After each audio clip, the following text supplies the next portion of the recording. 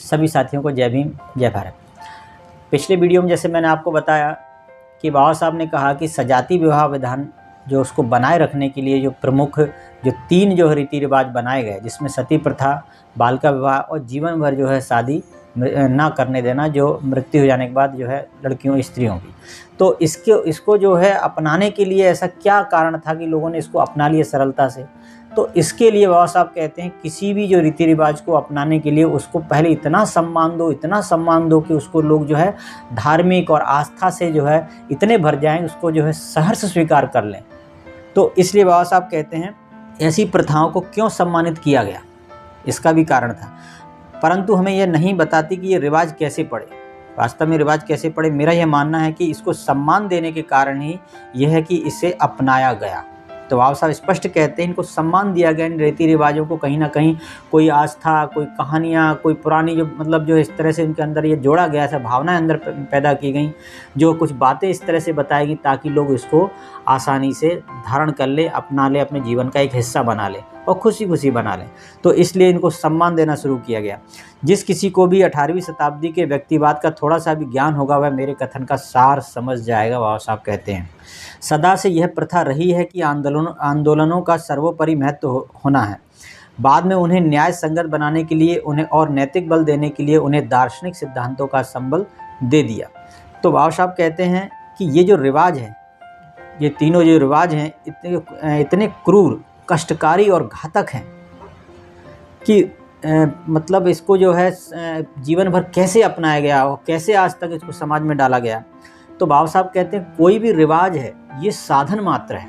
अब इस बात को समझिएगा, बाबा साहब कहते हैं कि जो भी रिवाज है वो तो साधन है, ये जड़ नहीं है। जड़ में जाने के लिए उस रिवाज की जड़ को समझना होगा कि ये रिवाज क्यों डाला गया।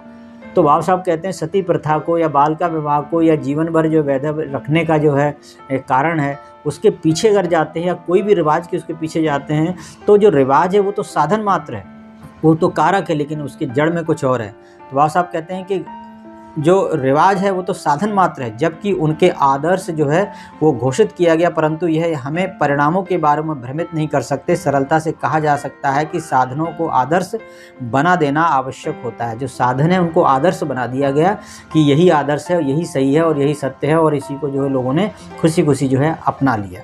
तो इसलिए हम मान सकते हैं कि किसी साधन को उद्देश्य मान लेते हैं लोग, परंतु बाबा साहब कहते हैं कि मेरा यह कहना ठीक है कि साधन और साध्य को एकाकार कर दिया जाए। परंतु यह कैसे उचित ठहराया जा सकता है कि जाति प्रथा और सजाती विवाह प्रथा के लिए सती प्रथा, आजीवन विधवा अवस्था और बालिका विवाह विधवा स्त्री और विधुर पुरुष की समस्या के समाधान है। सजाती विवाह व्यवस्था को बनाए रखने के ये रिवाज आवश्यक थे, इसलिए जो है ये बनाया गया ताकि सजाती विवाह विधान बना रह सके। और साहब कहते हैं कि सजाती विवाह प्रथा के अभाव में जाति प्रथा का अस्तित्व बने रहना संदेहास्पद है। यानी कि किसी भी तरह से जो है जाति प्रथा का अस्तित्व नहीं रह सकता था, क्योंकि लोग अगर जाति के बाहर शादी करते हैं तो जो है पूरी तरह से एक तरह से उसमें क्या होगा कि सब लोग घुल मिल जाएंगे, एकीकृत हो जाएंगे। तो और अभी क्या है कि अपनी जो है जाति में ही शादी करने से अभी भी हम जो बहिर्गोती समाज में शादी करते हैं, गोत्र छोड़ के शादी करते हैं, वही हमारी प्रथा जो पहले की चली आ रही है। लेकिन सजाती विवाह विधान इसको जो है बड़ी कड़ाई से अपनाया गया था। लेकिन बाबा साहब इसके मूल में कहते हैं कि जितने भी रिवाज हैं उनके अगर जो है इनको अपनाने के लिए इनमें आस्थाएँ जोड़ी गई, इसको सम्मान दिया गया और कई तरह की जो है बातों से लोगों के अंदर ये बातें जो है निर्मित की गई, लोगों ने आसानी से इसे अपना लिया। मिलते हैं अगली जानकारी में इसके विश्लेषण में। सभी साथियों को जय भीम जय भारत।